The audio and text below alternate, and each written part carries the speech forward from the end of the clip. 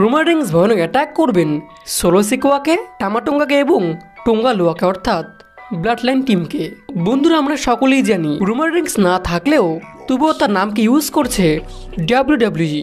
আর এমনকি প্রত্যেক সপ্তাহেই যখন যখন সোলো কিংবা পল হেমনকে দেখানো হচ্ছে প্রত্যেকবারই সেখানে মেনশন করা হচ্ছে রোমান রিংসের নাম, কিংবা বলা হচ্ছে ট্রাইবাল চিফের নাম। এটা শুরু হয়েছে সেই রোমান রিংস রেজার পর থেকেই, অর্থাৎ রাসেলম্যানিয়া ঠিক পরে স্ম্যাকডাউন থেকেই, যেখানে পল হেমনকে সোলো সিকোয়া বলেছিলেন যেহেতু রোমান রিংস তার চ্যাম্পিয়নশিপ হেরে গিয়েছেন তাই জন্য এর মূল্য দিতে হবে আমাদের জিমি উসোকে।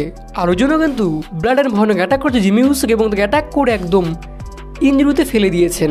আর এমনকি এর পরেও অনেকবারে ব্যাক স্টেজে প্রমোর সময়ে কথা বলা হয়েছিল রোমানকে নিয়ে, যেখানে পল হেমন প্রত্যেকবারে বলেছিলেন যে তিনি রোমানকে ট্রাইবাল চিফ বলে মানেন এবং রোমান রিংস তাকে দিয়ে কাজ করে নিচ্ছেন এখনো পর্যন্ত।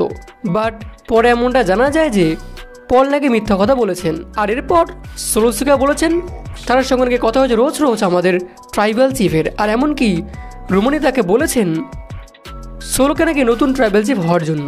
তাই বন্ধু, রোমান রিংস না থাকেও কিন্তু এখন তার নামকে ইউজ করছে WWE কোম্পানি।